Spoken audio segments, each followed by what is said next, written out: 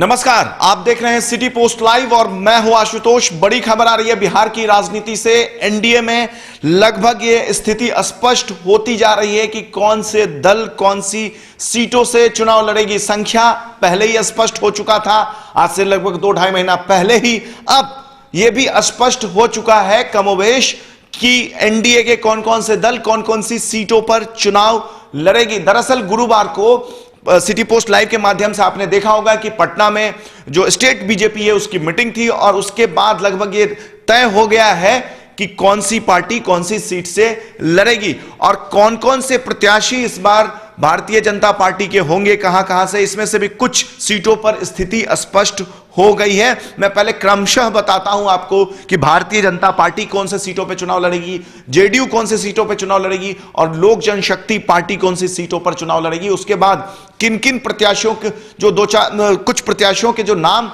उभर कर सामने आ रहे हैं, जो तमाम जो मंत्री हैं बिहार से, जो मोदी सरकार में भारतीय जनता पार्टी के कोटे से मंत्री हैं, बिहार कोटे से, वो सभी मंत्री चुनाव लड़ेंगे और उन मंत्रियों के सीटों की संख्या भी मैं, सीटों का लोकेशन भी मैं आपको बताऊंगा। पहले मैं आपको बताता हूं भारतीय जनता पार्टी कौन कौन सी लोकसभा सीट से चुनाव लड़ेगी। देखिए, सबसे पहले भागलपुर, जी हां, भागलपुर सीट पर बीच में खबर चली थी कि जनता दल यूनाइटेड ने अपने सहयोगी भाजपा से यह सीट मांगा है, लेकिन शहनवाज हुसैन इससे सांसद रहे हैं। पिछली बार वो 8,500 के लगभग वोट से हार चुके थे, लेकिन इस बार भी भारतीय जनता पार्टी इस सीट से चुनाव लड़ेगी, यानी भागलपुर भारतीय जनता पार्टी के कोटे में चला गया।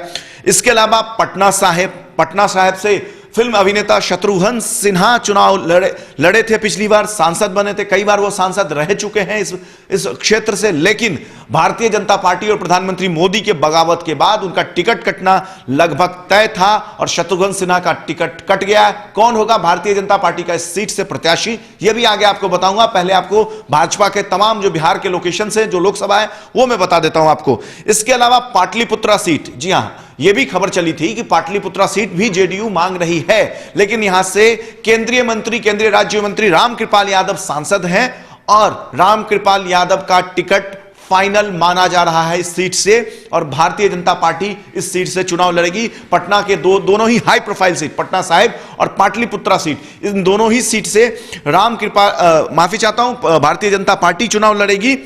इसके अलावा बेगूसराय सीट, जी हां, बेगूसराय सीट भी भारतीय जनता पार्टी लड़ेगी। बेगूसराय सीट पर इस बार जबरदस्त टक्कर देखने को मिल सकता है आपको। बेगूसराय सीट के बारे में भी आगे विस्तार से बात करेंगे और लोकेशन के बारे में पहले बात कर लेते हैं। इसके बाद सासाराम, जी हां, सासाराम भी भारतीय जनता पार्टी चुनाव लड़ेगी। इस पर भारतीय जनता पार्टी के प्रत्याशी इस पर उतरेंगे। इसके अलावा कटिहार, मुजफ्फरपुर के अलावा आरा और बक्सर, इन तमाम सीटों पे चुनाव लड़ेगी भारतीय जनता पार्टी। पश्चिमी चंपारण हो, पूर्वी चंपारण हो, गया, अररिया, सिवान, सारण, मधुबनी, उजियारपुर शामिल है। उजियारपुर सीट, इस पर भी जेडीयू ने दावा ठोका था, लेकिन भारतीय जनता पार्टी के प्रदेश अध्यक्ष नित्यानंद राय का यह सीट है और नित्यानंद राय ने ताल ठोका था। आपने सिटी पोस्ट लाइव के माध्यम से उनका इंटरव्यू सुना था। सिटी पोस्ट लाइव के माध्यम से हमारे एडिटर इन चीफ ने आपको बताया था कि नित्यानंद राय ने बाकायदा उपेंद्र कुशवाहा को चुनौती भी दी थी कि अगर आप में हिम्मत है तो आके उजियारपुर से चुनाव लड़के दिखाएं। तो यह सीट भी भारतीय जनता पार्टी के कोटे में गया है और नित्यानंद राय जो भाजपा के प्रदेश अध्यक्ष हैं वो यहां से चुनाव लड़ेंगे, यह भी तय माना जा रहा है। वहीं अगर बात करें जेडीयू की इस हाई प्रोफाइल सीट मुंगेर से ललन सिंह जेडीयू के कोटे से चुनाव लड़ सकते हैं और मुंगेर सीट जेडीयू के कोटे में गया है। मुंगेर सीट चर्चा में इसलिए भी है क्योंकि यहां से वर्तमान में वीणा देवी सांसद है और उनको शिफ्ट किया गया है और उनकी जगह यह सीट जेडीयू को दिया गया है। इसके अलावा जो है दरभंगा लोकसभा सीट भारतीय जनता पार्टी के पास था, लेकिन भारतीय जनता पार्टी के जो सिटिंग एमपी थे कीर्ति झा आजाद, भाजपा के नेता अरुण जेटली जो वर्तमान में देश के वित्त मंत्री है, उनके साथ डीडीसीए मैटर में उन्होंने उनके खिलाफ बिगुल फूका, उनके साथ उनका 36 का आंकड़ा चल रहा है और उनको सस्पेंड कर दिया गया था 6 साल के लिए। वो अब कांग्रेस में शामिल हो गए हैं और खबर यह भी है कि कीर्ति आजाद कांग्रेस के प्रत्याशी हो सकते हैं, लेकिन फिलहाल इस सीट पर संजय झा जेडीयू के प्रत्याशी के तौर पर उनका उतरना भी तय है और जेडीयू इस सीट पर चुनाव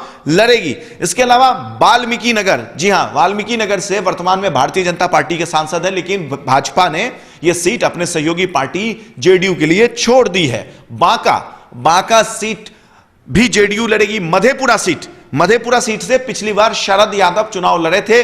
शरद यादव उस वक्त जेडीयू का हिस्सा हुआ करते थे, राष्ट्रीय अध्यक्ष थे, और जेडीयू पिछली बार भाजपा से अलग होकर, एनडीए से अलग होकर चुनाव लड़ी थी और पप्पू यादव वहां से सांसद चुन गए थे।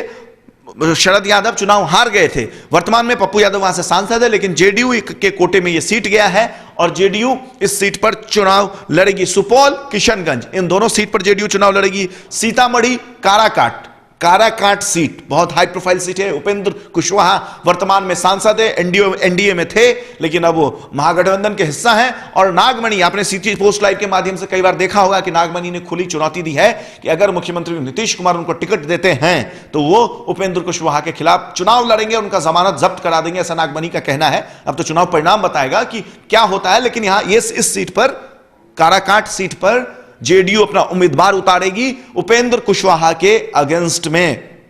जहानाबाद भी एक हाई प्रोफाइल सीट है। वर्तमान में अरुण कुमार सांसद है। ये वही अरुण कुमार हैं जो कभी उपेंद्र कुशवाहा के साथ हुआ करते थे, राष्ट्रीय लोक समता पार्टी के हुआ करते थे। उपेंद्र कुशवाहा पर आरोप लगा, उसके बाद वो अलग गुट बना लिया उन्होंने, और फिलहाल वो भी आजकल एनडीए के खिलाफ बोलते रहे और कांग्रेस के समर्थन से ये चुनाव लड़ सकते हैं। हालांकि यह स्पष्ट नहीं हुआ कि अरुण कुमार कहां से लड़ेंगे, लेकिन यह स्पष्ट हो गया कि जहानाबाद सीट पर जेडीयू अपना उम्मीदवार उतारेगी।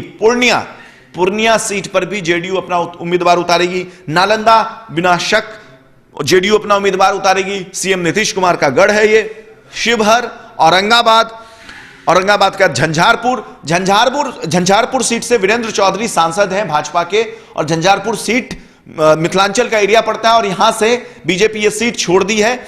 यानी कि 2 सीटें मिथिला से बीजेपी ने अपने सहयोगी पार्टी जेडीयू के लिए छोड़ी है। पहला दरभंगा, दूसरा झंझारपुर, ये दोनों ही सीट जेडीयू के लिए छोड़ा गया है।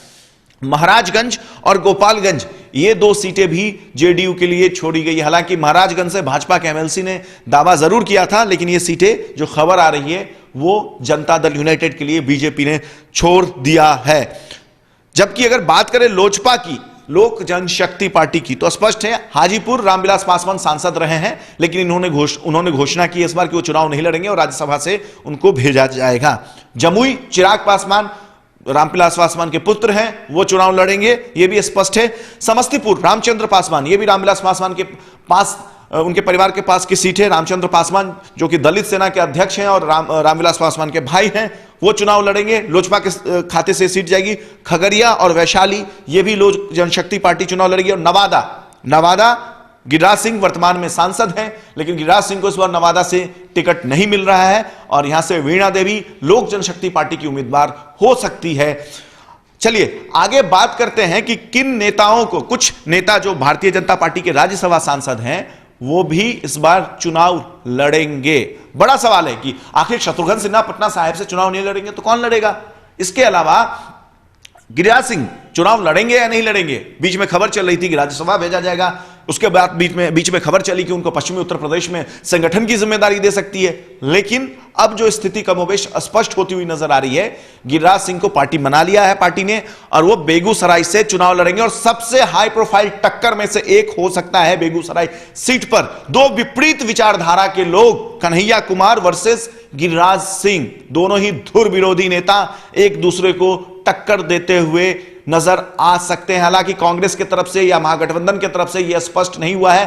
कांग्रेस की तरफ से अभी यही कहा जा रहा है कि वामपंथी दलों से बातचीत का दौर जारी है, प्रस्ताव दिया गया वामपंथी दलों की तरफ से, लेकिन यह कमोबेश ये आने वाले समय में स्थिति स्पष्ट हो पाएगी कि कन्हैया कुमार वहां से चुनाव लड़ते हैं या नहीं। लेकिन अगर कन्हैया कुमार चुनाव लड़ते हैं तो बेगूसराय सीट बहुत ही दिलचस्प हो जाएगा। 2 धुर विरोधी विचारधारा, धुर विरोधी नेता एक दूसरे के खिलाफ होंगे चुनाव के मैदान में, और कौन जीतेगा यह भी बहुत दिलचस्प होगा। इसके अलावा पटना साहिब सीट, जी हां, शत्रुघ्न सिन्हा का लगभग स्पष्ट हो गया है कि वो आरजेडी के उम्मीदवार होंगे।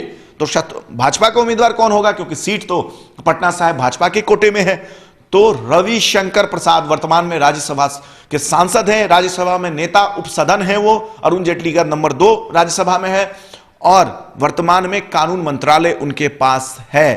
तो इस बार रविशंकर प्रसाद अपना किस्मत चुनावी मैदान में पटना साहिब सीट से आजमाते हुए नजर आ सकते हैं। आपको यही लिस्ट रहेगी कमोबेश, यही जो सूत्रों के हवाले से खबर है, लगभग आम सहमति बन गई है। महज 1 से 2 दिन में इसका अनाउंसमेंट हो जाएगा और अपने अपने प्रत्याशी अपने अपने क्षेत्र में, जो खबर आ रही है, होली अपने मतदाताओं के साथ, अपने कार्यकर्ताओं के साथ मनाएंगे, ऐसी खबर आ रही है।